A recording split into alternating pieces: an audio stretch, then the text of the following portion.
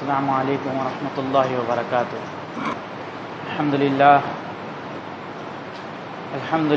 نحمده ونستعینه ونستغفره ونؤمن به ونتوکل علیہ ونعوذ باللہ من شرور انفسنا ومن سیئات اعمالنا ومن یهده اللہ فلا مضل له ومن یضلله فلا هادی له واشهد ان لا الہ الا اللہ وحدہ لا شریک له واشهد ان محمدا عبده ورسوله اما بعد فان خیر الحدیث کتاب اللہ وخیر الهدی هدی محمد صلی اللہ علیہ وسلم وشر الامور محدثاتها وكل محدثة بدعة وكل بدعة ضلالة وكل ضلالة في النار۔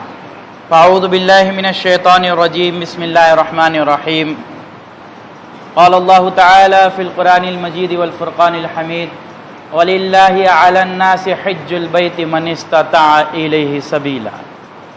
صدق اللہ العظیم۔ تمام قسم کی تعریف، حمد و ثنا، کبریائی، بزرگی، بڑائی اللہ رب العالمین کے لیے ہی لائق و زیبا ہے، جس نے ہمیں اور آپ کو پیدا فرمایا اور خاص طور پر نبی اکرم صلی اللہ علیہ وسلم کی امت میں پیدا فرمایا۔ درود و سلام ہو، لاکھوں درود و سلام محمد مصطفیٰ صلی اللہ علیہ وسلم پر۔ خطبہ مسنونہ کے بعد جو آیت کریمہ تلاوت کی گئی ہے، اللہ رب العالمین ارشاد فرماتا ہے وَلِلَّهِ عَلَى النَّاسِ، اور اللہ رب العالمین کے لیے لوگوں پر حج البیت من استطاع الیہ سبیلا، فرض قرار دیا گیا ہے ان لوگوں پر جو استطاعت رکھتے ہیں اس کے گھر کی طرف حج کرنا۔ اللہ رب العالمین کے فضل و کرم سے آج ہم ایک بار پھر یہاں جمعۃ المبارک کے دن جمع ہوئے ہیں تاکہ ایک بار پھر اپنے ایمان کو تازہ کر سکیں، نبی اکرم صلی اللہ علیہ وسلم کی سنت و سیرت کو جان کر اس پر عمل کرنے کی کوشش کر سکیں۔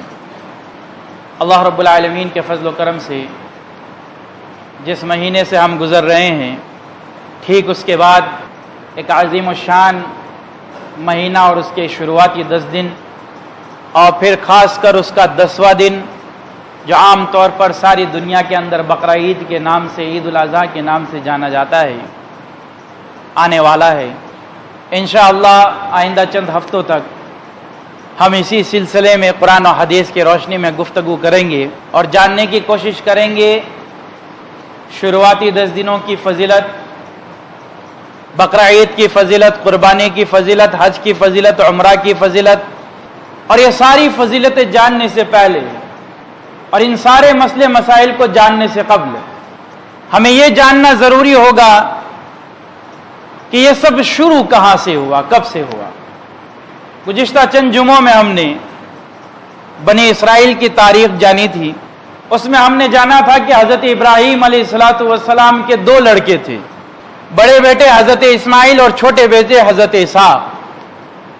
حضرت اسماعیل علیہ السلام کی 60 پیڑھیاں گزری، اس کے بعد نبی اکرم صلی اللہ علیہ وسلم پیدا ہوئے، اور حضرت اسحاق علیہ السلام کے بعد حضرت یعقوب، اور پھر ان کے بعد بنیامین اور حضرت یوسف، اور ان کے بعد داؤد و سلیمان کا سلسلہ شروع ہوا جو حضرت عیسیٰ علیہ السلام تک مکمل ہوا۔ تو دونوں بیٹوں سے نبیوں کا سلسلہ چلا، اس لیے حضرت ابراہیم علیہ السلام کو ابو الانبیاء کہا جاتا ہے، تمام نبیوں کے باپ، سردار۔ نبی اکرم صلی اللہ علیہ وسلم کے اخلاق، آپ کی صورت، آپ کا چلنا، آپ کا مزاج، آپ کی سیرت ہو بہو حضرت ابراہیم علیہ السلام سے میل کھاتی تھی۔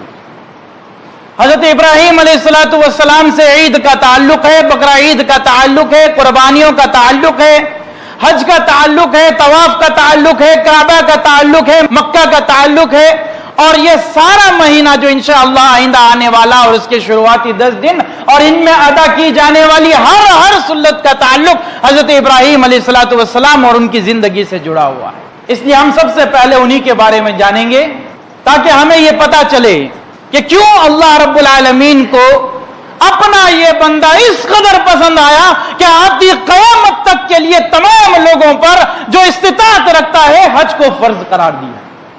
اللہ رب العالمین نے فرمایا وَلِلَّهِ عَلَى النَّاسِ حِجُّ الْبَيْتِ مَنِ اسْتَطَاعَ إِلَيْهِ سَبِيلًا، جو لوگ استطاعت رکھتے ہیں، جن لوگوں کے پاس مال ہے، جو لوگ حج کر سکتے ہیں، اللہ کے راستے میں جانے کی حیثیت ہے اور راستہ پورا من ہے، تو وہ اللہ کے راستے میں حج کرے، یہ ان پر فرض ہے۔ اور وہ لوگ جو استطاعت نہیں رکھتے ان کے لیے سنت ہے کہ وہ یہیں پر رہتے ہوئے قربانیاں پیش کر دیں۔ حضرت ابراہیم علیہ السلام جس جگہ پیدا ہوئے وہ عراق میں پیدا ہوئے، اور آج کی تاریخ میں ایران، عراق، یہ سارا مڈل ایسٹ ہم سے اوجل نہیں ہے جس طرح کے حالات چل رہے ہیں۔ عراق اس زمانے سے لے کر آج تک فساد کی جڑ رہا ہے، وہاں ظالم بادشاہ ہے اور شرک کا گڑھ ہمیشہ سے وہ بنا ہوا رہا، وہاں فتنے اٹھے، وہاں نبی آئے ان فتنوں کو مٹانے کے لیے، لیکن ظالم بادشاہوں نے ان نبیوں کو قتل بھی کیا اور ان کے ساتھ غداری بھی کی، ان کو ملک بدر بھی کیا، لیکن نبی آتے گئے اور ان کو سمجھاتے رہے۔ ایسے ہی ایک نبی حضرت ابراہیم علیہ السلام اس ملک عراق کے اندر پیدا ہوئے، اس وقت وہاں پر شرک عام تھا، جس گھر میں وہ پیدا ہوئے حضرت ابراہیم علیہ السلام وہ خود ایک ایسے انسان کا گھر تھا جو بت بنا کر مارکیٹ کے اندر بیچا کرتا تھا، آزر۔ تورات کے اندر الگ نام ہے، تورات کے اندر باپ نہیں بتلایا گیا، لیکن ہم اور آپ مانتے ہیں حضرت ابراہیم علیہ السلام کے باپ آزر تھے۔ جب حضرت ابراہیم علیہ السلام نے دیکھا، ان کو شعور آیا اور ان کو پتا چلا کہ میرا باپ جن بتوں کو گھڑتا ہے اسی کی وہ عبادت کرتا ہے، تو ایسا خدا نہیں ہو سکتا، ایسا معبود نہیں ہو سکتا جس کو اپنے ہی ہاتھوں سے بنایا جائے اور اسی کی پھر عبادت میں لگ جایا جائے۔ تو کہنے لگے قوم سے، اپنے باپ سے، ما هذه التماثیل، اے میرے ابا جان یہ کس کی تم عبادت کرتے ہو؟ اے میری قوم یہ تم کس کی عبادت میں پڑ گئے؟ تم اپنے ہاتھوں سے اس کو بناتے ہو، یہ بچیاں تک نہیں اڑا سکتے، اس کی تم عبادت کرتے ہو جو نفع کا نہ مالک ہے، جو نہ نقصان کا مالک ہے، جو اپنے آپ کی حفاظت کرنے کی قدرت نہیں رکھتا، یہ اس کی تم عبادت کرتے ہو۔ اے میرے ابا جان، اے میرے ابا جان مان جاؤ یہ بات غلط ہے۔ ان کے والد نے ان کو گھر سے نکال دیا، قوم نے ان کو دھتکار دیا، سارے کے سارے ان کے دشمن ہو گئے۔ باپ نے جب ان کو بت دیا اور ڈسپیچ ہوا گھر سے، اور ڈیلیوری جس دکان پہ ہونی تھی، کبھی ڈیلیوری کے وقت پہ ہاتھ ٹوٹا ہوا اس بت کا، کبھی ناک ٹوٹا ہوا اس بت کا، کبھی گردن دھڑ سے الگ ہے، کبھی پاؤں ٹوٹے ہوئے، کبھی تو صرف جس رسی سے باندھ کر لائے اس میں سارا جسم ٹوٹا، ایک ہاتھ لے کر اس دکان پر پہنچے، سارے دکان والے جمع ہوئے اور جا کر باپ آزر سے کہا تمہارا یہ بیٹا جب کبھی تم لاتے ہو مال تو صحیح سلامت لاتے ہو، لیکن تمہارا بیٹا جب لایا ہے بتوں کو توڑ کر ہمارے پاس لایا، یہ باغی ہو گیا ہے ہمارا، یہ سرکش ہو گیا ہے ہمارا۔ عید کا دن آیا اور سارے کے سارے لوگ نمرود کے حکم پر میدان میں نکل گئے، لعب و لہب، کھیلو کود میں۔ حضرت ابراہیم علیہ السلام پہنچے بت خانہ اور وہاں پر ایک بڑے بت کے پاس جو کلہاڑی رکھی تھی سارے بتوں کو توڑ ڈالا، اور ایک بت جو کہ سب سے بڑا تھا اس کے کھندے پر کلہاڑی لٹکائی اور وہاں سے چلے گئے۔ سارے لوگ جب پوری طرح سے تھک چکے تھے، وہ شام کو لوٹے کھیل کود کے بعد، اپنی عید بنانے کے بعد سب نے سوچا کہ ہمیں جا کے اپنی بڑی عبادت گاہ کے اندر سجدہ کرنا ہوگا، اس کا شکر بنانا ہوگا جس نے ہمیں یہ عید کا موقع دیا۔ وہ جب وہ لوٹے اور بت خانے میں دیکھے کہ سارے کے سارے بت وہاں پر ٹوٹے ہوئے پڑے ہیں، موقع واردات پر صرف ایک بت کھڑا ہے، اس کے کندھے پر اس کے ہاتھ میں وہ کلہاڑی لٹکی ہوئی ہے۔ حضرت ابراہیم علیہ السلام شک کے دائرے میں تھے، ان کو پکڑا گیا، ان کو دربار نمرود میں پیش کیا گیا، اور نمرود کے سامنے وہ کلمہ جو حضرت ابراہیم علیہ السلام کا اللہ رب العالمین بیان کرتا ہے سورہ بقرہ کے اندر، کیا تم اس ابراہیم کی طرف نہیں دیکھتے؟ کیا تم اس ابراہیم کی بات نہیں جانتے جس نے حجت پیش کر دی بادشاہ کے سامنے اور کہا میرا رب وہ ہے جو زندہ کرتا ہے اور مارتا ہے؟ بادشاہ نے کہا کہ یہاں پر جو سسپیکٹ ہے وہ یقول لہو ابراہیم، ایک جوان لڑکا ہے فتح یذکر جس کو ابراہیم کہا جاتا ہے، وہ ہمارے بتوں کی بہت زیادہ توہین کرتا ہے، اسے پکڑو۔ دربار نمرود میں حاضر ہوئے تو نمرود نے پوچھا تم کہتے ہو تمہارا رب وہ ہے جو ہمارا خالق، جو چاند کا خالق، جو سورج کا خالق، جو ساری کائنات کا خالق؟ کہا میرا رب وہ ہے جو زندہ کرتا ہے اور مارتا ہے۔ नमरूद ने कहा इसमें कौन सी बड़ी बात हुई, मैं भी जिंदा कर सकता हूं और मैं भी मार सकता हूं। एक कसूरवार आदमी को बुलाया और उसे छोड़ दिया और कहा देख इब्राहिम मैंने इसे आजाद कर दिया, मैं जिसे चाहे छोड़ सकता हूं। और एक बेकसूर को बुलाया और उसको कत्ल कर दिया, जमीन पर चमड़ा बिछाया, उसकी गर्दन धड़ से अलग कर दी और कहा देख मैं जिसे चाहे मार सकता हूं। हजरत इब्राहिम अलैहिस्सलाम ने कहा बादशाह तुम बेवकूफ हो, बादशाह तुमने मतलब नहीं समझा, बादशाह तुमने नहीं जाना कि मारना किसे कहते हैं और जिंदा करना किसे कहते हैं। यह तो एक बहुत बड़ी अल्लाह रब्बुल आलमीन की सिफत थी, मैं तो एक छोटी सी सिफत तुम्हारे सामने बयान करता हूं कि वो अल्लाह मेरा परवरदिगार है जो सूरज को मशरिक से निकालकर मगरिब में डुबाता है। तुम इसका उल्टा करके मुझे तुम बतला दो कि जिंदा करना और मारना वो बहुत बड़ी सिफत है और अब जो मैं बतला रहा हूं वो छोटी सी सिफत है। वो इसलिए कि दरअसल किसी को जिंदा करना इस कायनात के अंदर तारीख गवाह है कि आज तक दुनिया ने कितनी तरक्की की, 6000 साल से ज्यादा तारीख के मुताबिक इंसान यहां पर तरक्कियां करता चला जा रहा है। और आज इतनी तरक्की कि आसमान पर झंडे गाड़ दिए इंसान ने, लेकिन वो आज तक एक मच्छर का पर तक नहीं बना सका। तो पैदा करना बहुत बड़ी अल्लाह रब्बुल आलमीन की शान है और किसी को मार देना यह भी अल्लाह रब्बुल आलमीन की बहुत बड़ी शान है, क्योंकि इंसान को जब तक अल्लाह ना चाहे दुनिया की कोई ताकत नहीं मार सकती। ये अल्लाह रब्बुल आलमीन के अंबिया अलैहिस्सलातु वस्सलाम, ये मुत्तकी और परहेजगार सहाबा इकराम जिन्होंने जंग के अंदर सारे जिस्म पर जख्म खाए लेकिन उन्होंने अपनी पूरी जिंदगी पाई और फिर उनकी मौत हुई, क्योंकि इंसान की दरअसल सबसे बड़ी मुहाफिज उसकी खुद की मौत है, क्योंकि जब तक वो मौत नहीं आती इंसान नहीं मरता। पैदा करना बहुत बड़ी अल्लाह रब्बुल आलमीन की शान और मार देना बहुत बड़ी अल्लाह रब्बुल आलमीन की शान। हजरत इब्राहिम ने कहा यह तो बड़ी बड़ी अल्लाह रब्बुल आलमीन की सिफतें थी, मैं तुझे छोटी सी उसकी सिफत बतलाता हूं कि अल्लाह मशरिक से सूरज को निकालता है मगरिब में डुबाता है, तो इसका उल्टा करके दिखा। फबुइतल्लज़ी कफर, हजरत इब्राहिम अलैहिस्सलातु वस्सलाम उस बादशाह के सामने इतनी बड़ी बात कहते हैं जिसने मालिकल दुनिया मशरिकहा व मगरिबहा। इब्न जरीर अपनी किताब बिदाया के अंदर इमाम मुजाहिद से नकल करते हैं और इमाम मुजाहिद हजरत इब्न अब्बास रजी अल्लाह ताला अन्हु के सबसे बड़े, सबसे समझदार और बहुत ज्यादा बाइल्म और मुफस्सिर तालिब इल्म थे, उनके शागिर्द थे, उनके स्टूडेंट थे। उन्हीं मुजाहिद से जो एक एक आयत के बारे में शुरू से लेकर कुरान मजीद की पहली आयत से लेकर आखिरी आयत तक एक एक आयत के बारे में हजरत इब्न अब्बास रजी अल्लाह ताला अन्हु से तीन तीन मर्तबा तफसीर पूछते थे और जब कंफर्म हो जाता उसके बाद लोगों को बतलाते। इन्हीं मुजाहिद से इब्न जरीर ने अपनी किताब बिदाया के अंदर इस बात को नकल किया है, नमरूद वो था मलिक दुनिया जिसने दुनिया पर हुकूमत की, मशारिक़हा व मग़ारिबहा जिसने मगरिब से लेकर ईस्ट से लेकर वेस्ट तक हुकूमत की। दुनिया के अंदर सिर्फ 4 बड़े बादशाह आए, जिसमें से मुसलमानों में से 2 और काफिरों में से 2।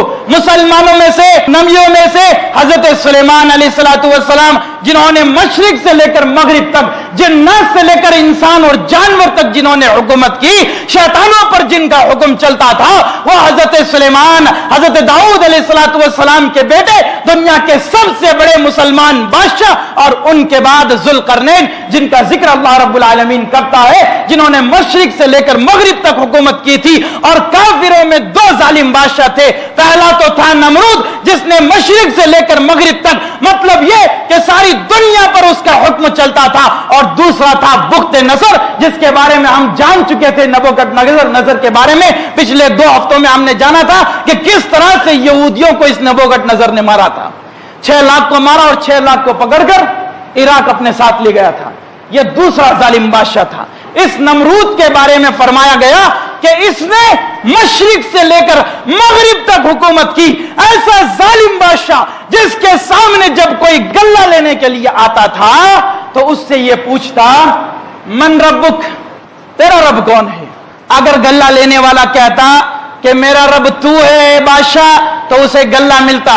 और अगर किसी ने इंकार कर दिया کہ میرا رب تو نہیں ہے تو اس گلہ لینے کے لیے جو آدمی آیا تھا اس کو جیل میں ڈالتے, بھوکا پیاسا رکھتے, اس کے باوجود بھی اگر نہ مرتا تو سر عام میدان میں لا کے ایک دن مقرر تھا عید کا, اس کی گردن کو مارا جاتا اور پھر اپنی ٹھوکر سے نمرود اسے زمین پہ پھینکتا اور کہتا کہ دیکھو میں تمہارا رب ہوں, انا ربکم الاعلی, جیسے فرعون نے کہا تھا میں تمہارا خدا ہوں جسے چاہے مار سکتا ہوں. دیکھو آج میں نے اس انسان کو مارا ہے جو مجھے اپنا خدا ماننے سے انکار کر چکا تھا. اس ظالم بادشاہ کے سامنے ایک بچہ کھڑا ہے اور کہتا ہے نمرود تو غلط ہے, میرا رب تو وہ ہے جو سورج کو مشرق سے نکال کر مغرب میں ڈباتا ہے. بادشاہ نے کہا میرے سامنے زبان چلانے کی جرت, حرقو, اس لڑکے کو جلا کر خاک کر دو, اس کو ایسی سزا دی جائے عید کے دن تک کا انتظار نہیں ہوگا کہ اس کو جیل میں رکھے, بھوکا رکھے, پھر گردن مارے, پھر ٹھوکر مارے, لوگوں کے سامنے یہ نظر آئے. مجھے عید تک کا انتظار نہیں ہے, عید تو ابھی ابھی گزری ہے, جلسہ تو ابھی ابھی ختم ہوا ہے, ابھی ابھی اس نے ہمارے شان میں توہین کی ہے, اس کو ابھی سزا دینی ہوگی. گڈھا کھودو اور سارے ملک والوں کو کہہ دو کہ فوج جمع کرے, آگ لگائے اور سارے لوگوں کو جمع ہونے کا کہو, ہم فلاں دن اس کو آگ کے اندر پھینک کے دنیا کو تماشا دکھائیں گے. حرقوہ وانصروا آلہتکم, اس کو جلاؤ اور اپنے خدا کی مدد کرو. بات صرف جلانے کی نہیں تھی, بات صرف یہ تھی کہ اپنے خداؤں کی مدد کرو, اور اس سے بھی زیادہ ان کا جو اپنا خدا تھا نمرود, اس کا حکم تھا جس کی خلاف ورزی کرتے تو سر قلم ہو جاتا. اتنا ظالم یہ بادشاہ تھا. اس ظالم بادشاہ کو جب اللہ رب العالمین نے فرشتے بھیجے, بعد میں ہم سنیں گے حضرت ابراہیم علیہ السلام نے جو ہجرت کی اور آگ سے کیسے نکلے وہ بعد میں سنیں گے. پہلے اس ظالم بادشاہ کے بارے میں ہم جان لیں کس طرح سے برباد ہوا. ان کے پاس فرشتے آئے. بات کر رہا ہوں میں زید ابن اسلم, حضرت عمر رضی اللہ تعالیٰ عنہ کے غلام تھے جن کا نام تھا اسلم. انہی کے بیٹے تھے زید جو ایک بہت بڑے محدث تھے, اور امام بخاری نے کہا ہے کہ زید ابن اسلم وہ تابعی ہیں کہ زین العابدین بھی ان کے شاگرد ہیں, اور بڑے بڑے علماء مفسر اور بڑے بڑے محدثین بھی ان کے شاگرد ہیں. تمام محدثین نے بہت ساری روایتیں ان سے نقل کی ہے. ان کا یہ قول ہے, زید ابن اسلم یہ فرماتے ہیں, امام ابن کثیر نے بھی سورہ بقرہ کی تفسیر میں لکھا ہے کہ یہ کب فرشتہ ان کے پاس آیا, اس نمرود بادشاہ کے پاس آیا اور کہنے لگا کہ آمین, اے بادشاہ مومن بن جا, اے بادشاہ ایمان لے آ, آمین ایمان لے آ. کہا کیا بکواس کرتے ہو, تمہارے وہ نہ دکھنے والے خدا پر ایمان لے آؤں جس کا دعویٰ ابراہیم کرتا رہا. میں بادشاہ ہوں, انا ربکم, انا رب الناس, میں لوگوں کا بادشاہ ہوں. دراصل اسے گھمنڈ ہو چکا تھا کیونکہ اس نے مشرق سے لے کر مغرب تک ساری دنیا کو اپنے قدموں کے نیچے رکھا تھا.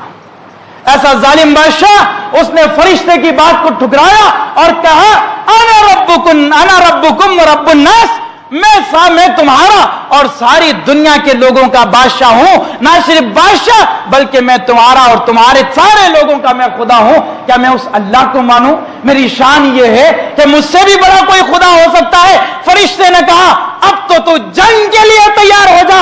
تو فرشتے کا جواب یہ تھا اب تو جنگ کے لیے تیار ہو. اور اس نے کہا جا اور تیرے خدا سے کہ جتنی طاقت ہو تو لگا لے, جتنی طاقت ہے میں میری طرف سے لگاؤں گا.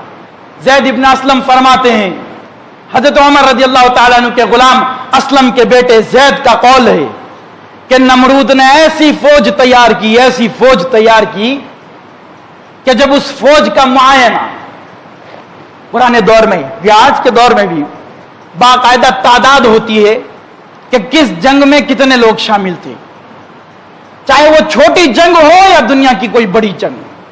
ہر چیز کا ہر جنگوں کا اس وقت کے لوگوں نے ریکارڈ رکھا تھا.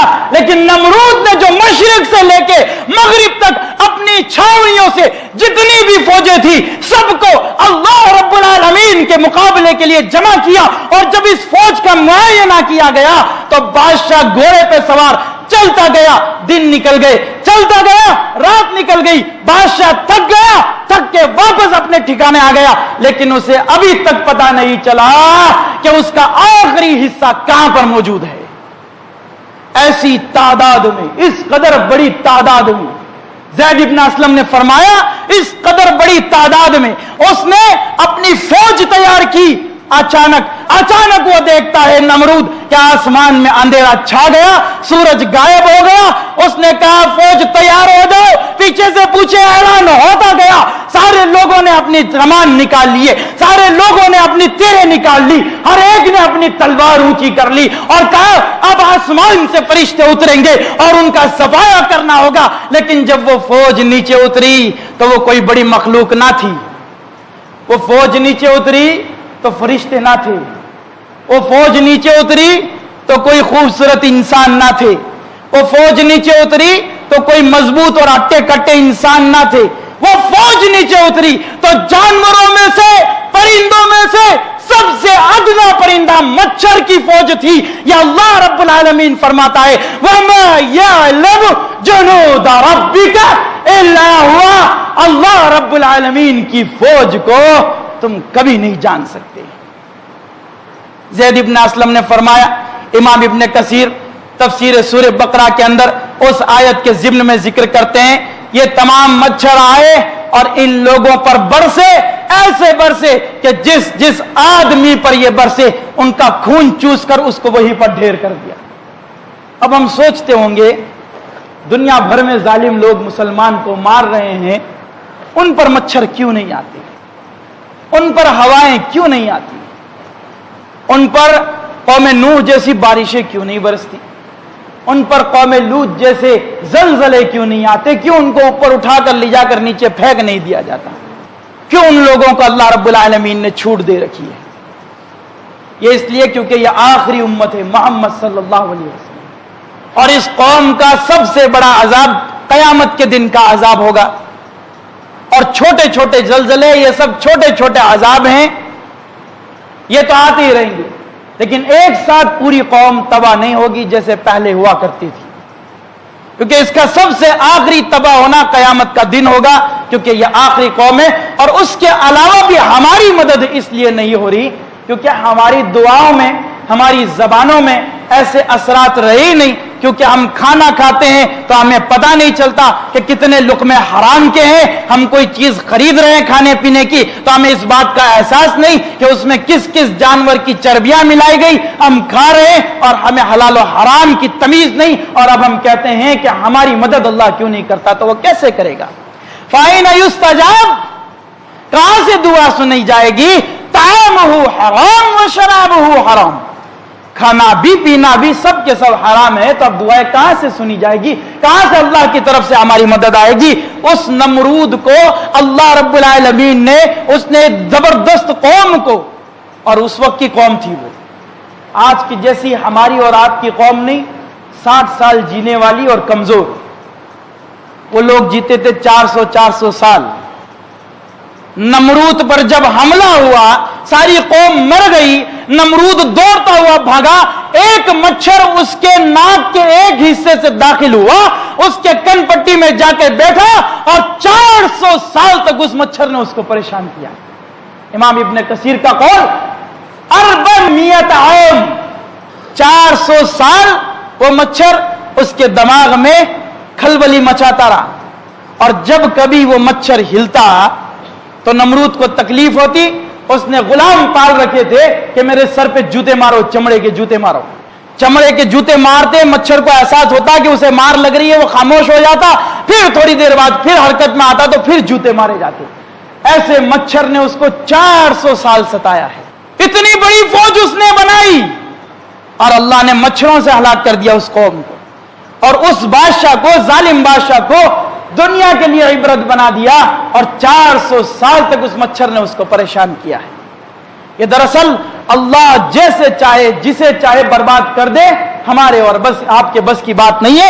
دنیا کی کوئی طاقت اللہ رب العالمین کے قہر اگر اس پہ برسنا چاہے, برپا ہونا چاہے تو نہیں روک سکتی, چاہے وہ ٹیکنالوجی کا استعمال کر لے یا اپنے علم و ہنر کا استعمال کر لے.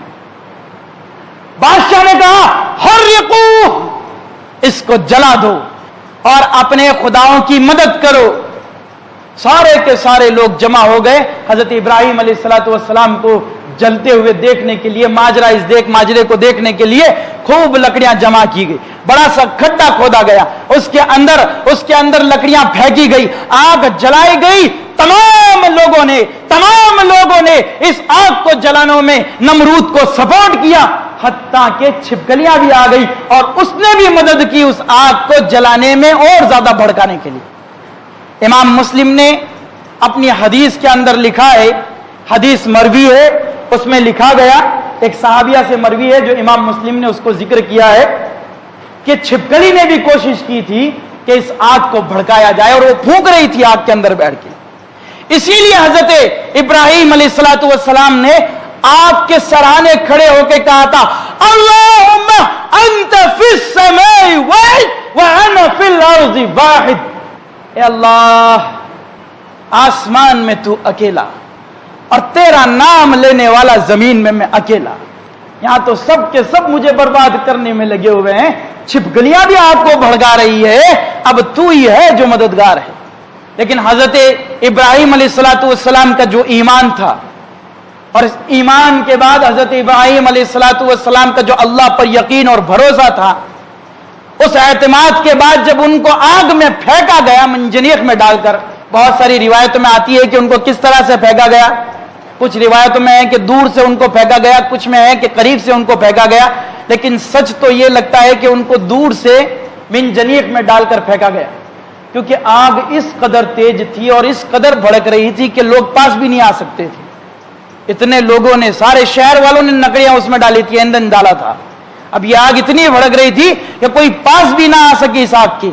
इसलिए नमरूद ने हुक्म दिया, मंजनीख, उस जमाने की तोप, जैसे हमारे जमाने के अंदर गोले बारूद बरसाए जाते हैं, आग के गोले बरसाए जाते हैं, उस जमाने में दो लकड़ियां या दरख्त को बीच में से चीर कर बीच में एक सपोर्ट रख के उसमें हिरन की नसों को बांधा जाता है, जो उस जमाने में रबर का काम किया करती थी। हिरन की नसों, रगों को एक दूसरे से गांठ लगाकर बांधा जाता और उसमें किसी भी तरह की चीज को पकड़कर पीछे ले जाकर खींच के उसे छोड़ दिया जाता।